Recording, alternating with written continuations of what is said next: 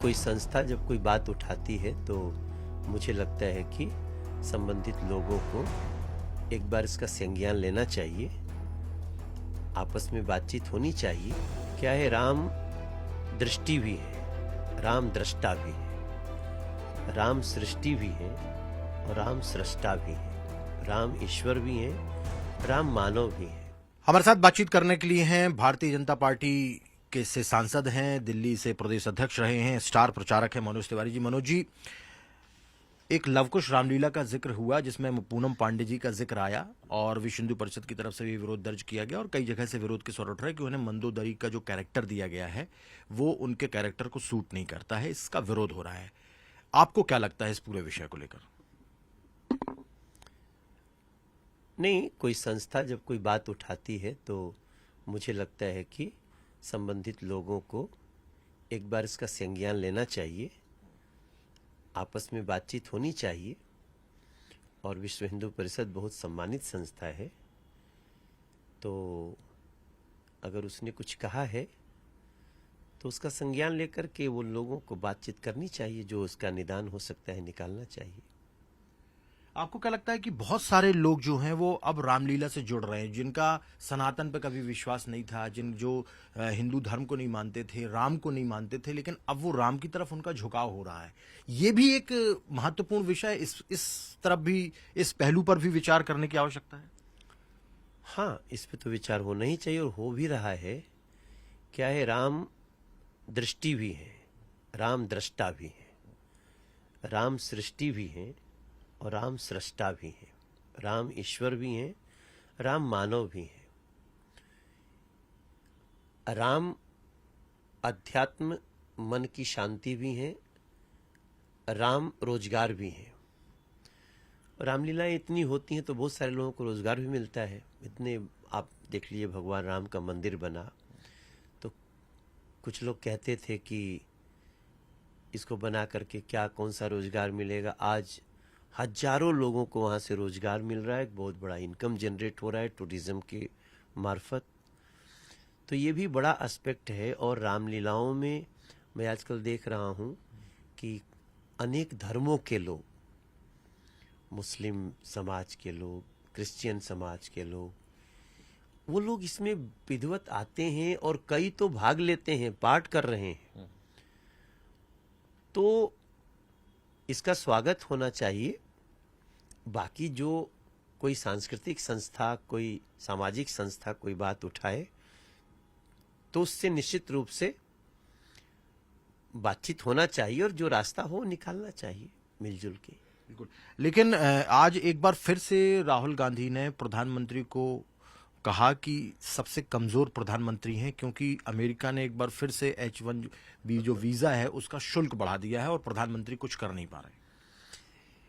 देखिए, राहुल गांधी जब पैदा हुए थे तो राजसी वंश में पैदा हुए, तो उनको यही पढ़ाया गया, सिखाया गया कि बस तुम तो राजा बनने के लिए पैदा हुए हो, राजा रहने के लिए, चाहे योग्यता कुछ न हो, चाहे भले समाज के दुश्मन हो।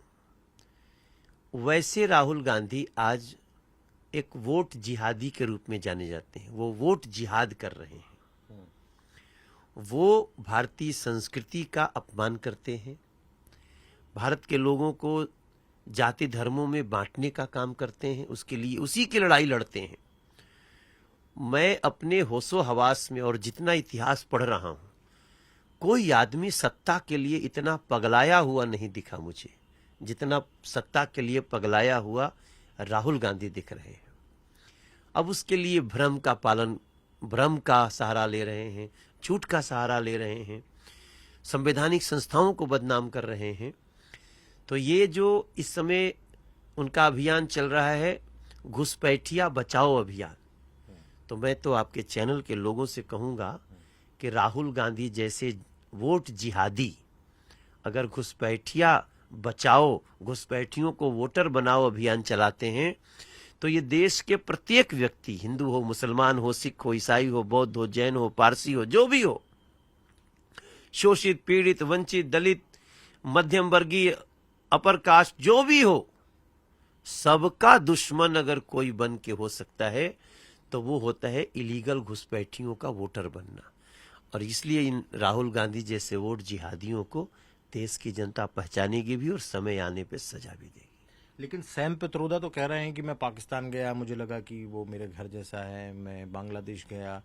तो भारत सरकार की जो वर्तमान की विदेश नीति है वो पूर्ण रूप से खत्म हो गई है। हम पड़ोसियों के साथ में अच्छे रिश्ते नहीं बना पा रहे हैं, तो हम बाकी के देशों के साथ में क्या रिश्ते बना पाएंगे। सीधे तौर पर विदेश नीति को टारगेट, प्रधानमंत्री को टारगेट, और पाकिस्तान के साथ में अच्छे संबंध बनाने को लेकर पैरवी। हमारे पड़ोसियों से बहुत अच्छे रिलेशन है, लेकिन जो पड़ोसी आतंकवाद परोसेगा हम उससे अच्छे रिश्ते बनाएंगे, उसको घर में घुस के ठोकेंगे। वो नया भारत है जी। हमारे श्रीलंका से रिश्ते कितने अच्छे हैं, हमारे बांग्लादेश से रिश्ते कौन से ऐसे खराब हैं। हम यहाँ जो भी इलीगल बांग्लादेशी पकड़े जाते हैं वहां तक भेजते हैं। और सरकार, हाँ, जो सरकार दोस्ती और भाईचारा के साथ चल रही थी बांग्लादेश की, उसके साथ जो हुआ आप लोगों ने देखा होगा। तो जो सही रास्ते पे चलेगा वही हमारा दोस्त है। आज चाइना के भी राष्ट्र प्रमुख से मुलाकात हुई मोदी जी की, कितने अच्छे वातावरण में हुई, वो चाइना तक गए। हम पाकिस्तान भी, हमारे देश के प्रधानमंत्री अटल जी यात्रा किए थे, लेकिन आते आते कारगिल मिला हमको। तो जो भी बात इस तरह की कर रहा है वो कान खोल के सुन ले कि हमारा संबंध पड़ोसियों से अच्छा है, अच्छा चाहते हैं, लेकिन अगर कोई इसमें आतंक परोसेगा, इसमें कोई नफरत परोसेगा, तो उसको तो जवाब देना ही पड़ेगा। लेकिन राहुल गांधी ने एक चीज और कही कि उन्होंने जेनजी का जिक्र किया। उन्होंने बोला कि उन्होंने नेपाल का उदाहरण दिया। उन्होंने कहा कि यहाँ पर भी यदि कोई करता है तो हम उनके साथ में खड़े हैं, और जेनजी जो है वो मोदी जी को और बीजेपी को नहीं पसंद करते। पीछे पंजाब यूनिवर्सिटी का चुनाव हुआ, चंडीगढ़ यूनिवर्सिटी का चुनाव हुआ, एबीवीपी जीत के आई। अभी दिल्ली यूनिवर्सिटी का चुनाव हुआ, वहां भी एबीवीपी 4 में 3 पद जीत के आई। जैन जी मोदी जी के साथ है।